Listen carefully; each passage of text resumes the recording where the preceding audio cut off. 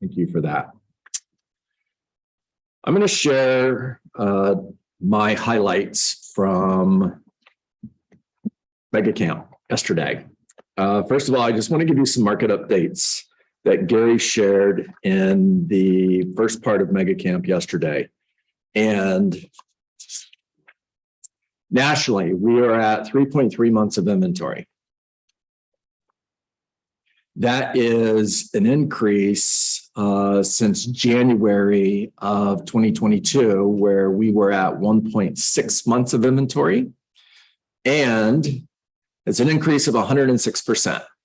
So supply has increased by 106% from 1.6 months to 3.3 months. Sales are down year to date by more than 20%. The National Association of Realtors is projecting 4.9 million homes sold in 2022. It was 6.2 million in 2021. So that's a big decrease in sales. Now, what's interesting is days on market is 14 days on the market. So here's an interesting question for you, because it's kind of a weird market, right? How can inventory increase by 106%? How sales decrease by more than 20%, and yet days on market for solds only be 14 days? Where's the aha? What are you hearing? How would you use this information if you're sitting at the kitchen table on a listing appointment? And give me some feedback. I'm going to stop and just have a conversation with you before I share some other ideas with you that I got from yesterday. I just want to start with this. Inventory is up by 106%. We're at 3.3 months of inventory. And just remember what that means in real life is there's roughly 10 homes for sale and 3 are selling every 30 days. Now, if I'm sitting at your kitchen table, Mr. and Mrs. Seller, what this means is your home, you're competing with 10 properties that are on the market. Yours is one of them. 3 are going to sell in the next 30 days. And what do we need to do in order to be one of those 3 properties? Because it's a competition, right, Nick? Even though it's 3.3 months of inventory is by definition a seller's market. And by definition, we expect prices continue to go up in a seller's market. Is it a guarantee that you're going to get more money for your home than the last property that sold in your neighborhood? Is that guaranteed? No. You tell me. What are your thoughts, guys? Talk to me. Raise your hand if you're on Zoom, or just start talking. Whoever talks first has the floor. So I might be jumping ahead, so you can stop me if I am. And that just brings me to that 5-5-5 rule that they talked about, where we're not just looking at just solds anymore. We're looking at 5 just solds, 5 under contracts, and 5 actives to appropriately price ahead of the market, which is ultimately the conversation that we're supposed to be having right now. There you go. And you're not jumping ahead. You're spot on. When you are in a market where there's less than 30 days of inventory, you can ignore the actives, right? You can look at the last property that sold as a new floor, meaning the next home will sell for more money. It's guaranteed. You could be aggressive. You could price the property above market value, and the market will catch up with your price. As long as it's not ridiculously above, boy, there's a word I can't say well. Ridiculously. Okay. As long as it's not way overpriced, how's that? Then the market will catch up with your price. All right. Now, by definition, what does that mean to me? Well, here's what it always meant to me. In a good market, if a seller wanted to price their property at 5% above the market and we had less than 30 days of inventory, I'm in. If it's more than 5% above market value, then it depends. in real life, thinking of it like this. If you've got a property that's comping out at $700,000 and the seller wants $735,000, we're cool. The market's going to catch up with that if there's less than 30 days of inventory. But if that same seller says, I'm not selling for less than $775,000, well, I'm not so sure about that. Even with less than 30 days of inventory, I think that that is a recipe to have a listing that sits versus one that sells. All right. Now, as the market becomes a little bit more competitive, and now there's 3.3 months of inventory. There's 10 homes for sale between 650 and 700, and 3 are going to sell in the next 30 days. Now, that same seller says, I want $730,000 for my home. The market says it's worth $700,000. 3 are going to sell in the next 30 days. How do you feel about that? Are you taking that listing? If yes, why? If no, why not?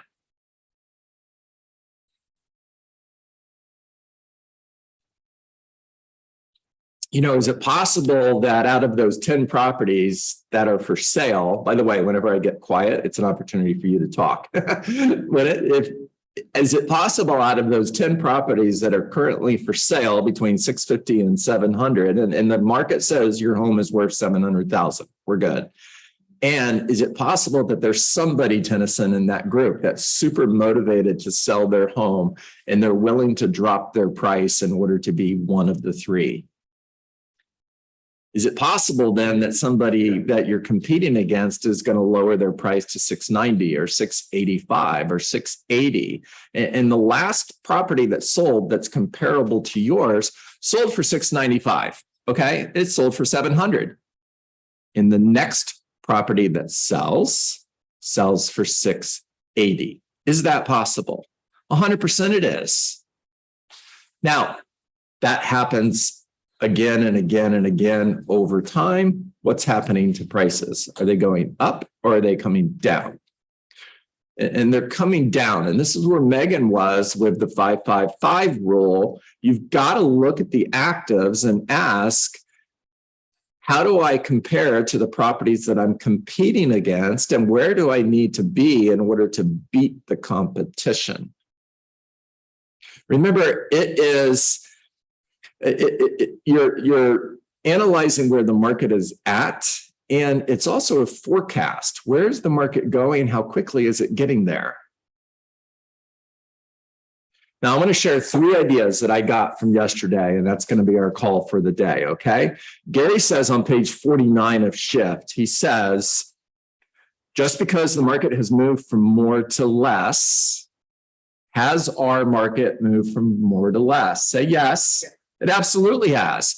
6.2 million homes sold nationally to 4.9 million homes projected in 2022, by definition, is less. Okay, just because the market has moved from more to less doesn't mean that you have to.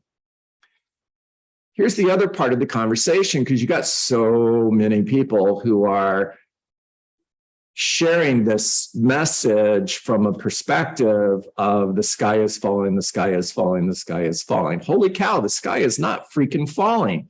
4.9 million homes sold is a lot of homes. By the way, get in your time machine and go back to 2018, and that's how many homes we sold in 2018. Were we talking about a market shift and where there were fewer homes being sold? We were moving from more to less back in 2018. The answer is no, we weren't.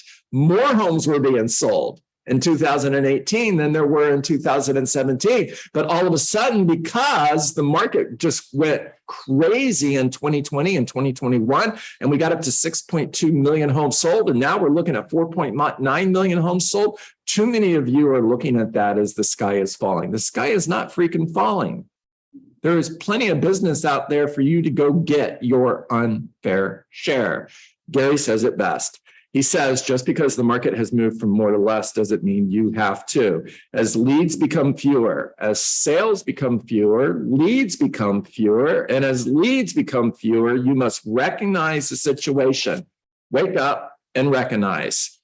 and make a more concerted effort to generate them, to generate leads, to generate sales. You can't sit back. You must be more rigorous and resolute in your lead generation than ever before, and more so than anyone else. All right. I don't know if, for those of you who are in Mega Camp, if you're going in and you're downloading, you're getting all of the downloads, but holy cow, please do. There's so much value in this content. All right. Now, I took 3 that I want to share with you for today's call. Number 1 is Rachel Adam Lee social media plan. Focus on marketing and digital media, providing content on Facebook, Instagram, and YouTube 5 to 7 times a week. Use an 80-20 strategy, meaning 80% of the time you want to provide valuable information related to things that are important in your own personal life. For example, where kids eat free map for your local area. 20% of the time you want to promote your business by providing business-related information, including entrepreneurial and real estate-specific news.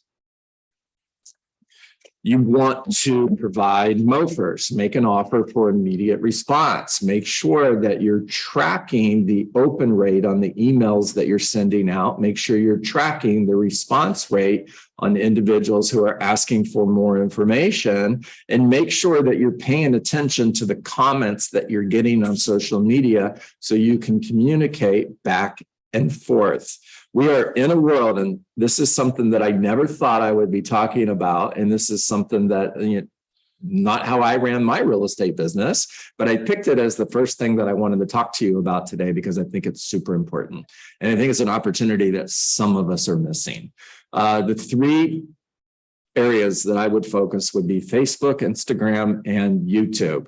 Do you have a YouTube page for your real estate business? If you don't, create one. It's not that hard. Trust me, if I can do it, you can do it. And if you haven't been to my YouTube page, just go to John Dietz on YouTube. Please follow me, by the way. There's a plug.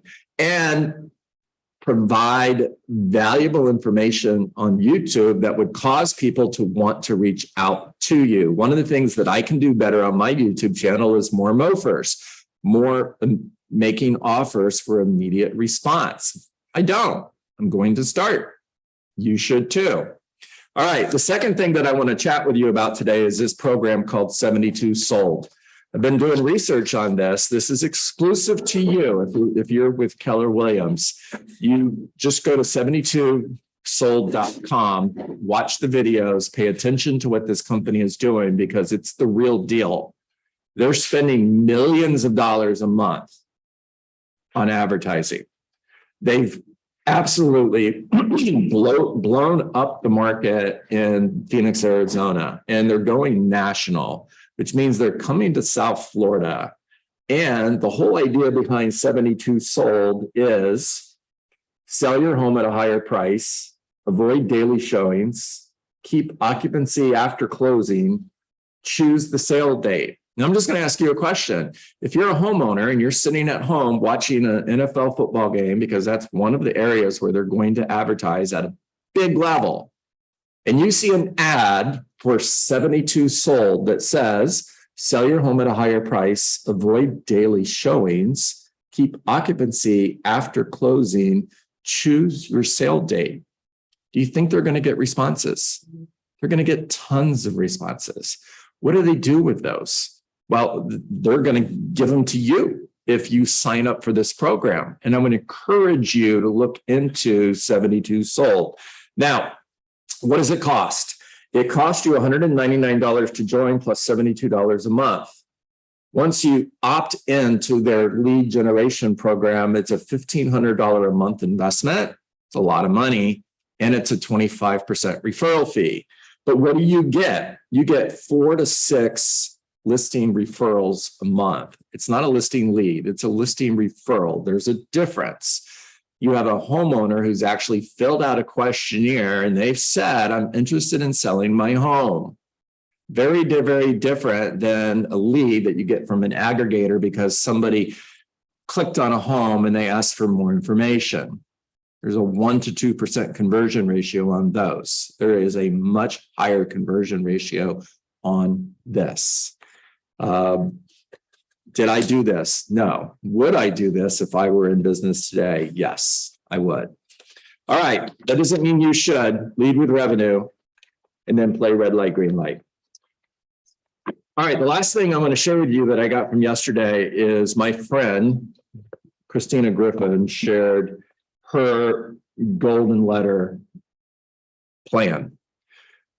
Number one, determine your target market. Number two, craft a message that is short, simple, and clear. As in, would you be interested in selling your home at 123 Main Street to a client of mine? Or we just sold your neighbor's home at 123 Main Street. There were 11 offers and it sold for $9,295 over list price, which means 10 buyers couldn't purchase it. I like this one.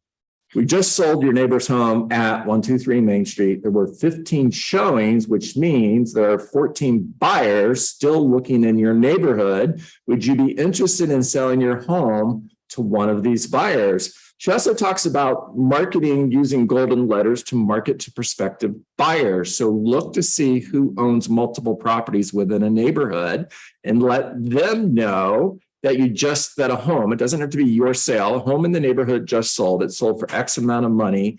And as someone who owns multiple properties in the area, I just wanted to share this information with you in case you're looking to purchase more properties in XYZ area. Now, here's how I would do golden letters. And if you're looking at the whiteboard behind me and you're wondering, what is that crazy mess that you've got on the whiteboard? I'm going to explain it to you. The way I would work the golden letter strategy is I would pick a neighborhood. For example, Coral Springs Country Club. All of the blue X's just represent homes in the neighborhood. The red X's represent properties that came off the market. These are expired listings in the last 90 days. I'm going to go knock on their door. I'm not just going to mail them a letter. I'm also going to go knock on their door. And we're not having an earthquake, guys. I'm just moving things so I can get that light off my head. All right. I'm going to go knock on their door. And the message is a property in your neighborhood, 123 Main Street, just sold for $10,000 above the asking price. And I noticed you had your home on the market. Looks like it didn't sell. And I'm just curious if there was a buyer who's still interested in buying a home in your neighborhood. Because by the way, we had 10 offers on that property, which means there's 9 buyers who are still looking to buy a home in your neighborhood, and there's nothing else for sale. And I'm just curious, are you still interested in selling your home? I know it was on the market 90 days ago. If I brought you another offer, would you sell your home? I'm going to go knock on their door. All right. I'm going to pick an area that's 1 to 2 mile radius around this particular neighborhood. So Coral Springs Country Club, 1 to 2 miles west, 1 to 2 miles east, 1 to 2 miles north and south. These red X's represent properties that came off the market. I'm going to go knock on their door. It's the same message. Now, I'm going to send a letter to everybody in the neighborhood. I'm going to follow that letter up with a phone call. And I can also walk the neighborhood with a door hanger that I'm going to leave on the door that has a message. A home in your neighborhood recently sold. It sold for top dollar. Matter of fact, it sold for $5,000 above the asking price. There's still buyers who are looking to buy a home in your neighborhood. And just curious, who do you know that might be thinking of selling their home in the next 6 months? So that's a flyer that goes on the door. I'm going to mail them a golden letter that has the same message. I'm going to knock on their door and have a conversation with them. And I'm also going to call everybody in the neighborhood. And I'm going to look at surrounding area around that property and choose particular areas that I want to focus on for golden letters, circle prospecting with a focus on expireds first, knocking on their door, mailing to everybody, calling some of them and knocking on doors. In other words, I would get really hyper focused on this. Nick, it would be my number one way of finding business today. Gary Keller on page 49 said, just because the market moves from more to less doesn't mean you have to. You have to be more rigorous and resolute in your lead generation than ever before, and more so than anyone else. And this will be my strategy to go get my unfair share. How many letters are you sending out, John? As many as I can afford to send out. So lead with revenue and play red light, green light. If I start with 100 a week and it's costing me $1 a letter to get it to their door, then I'm spending $400 a month. Once I see what kind of return I'm getting on that, then I'm going to double my spend. And now I'm sending out 200 letters a week. And sent out rolling letters from the community, and I was doing some YouTube searching on some of these KW agents that are doing the golden letter at a high level. And one of the tips that they said was to handwrite their name and their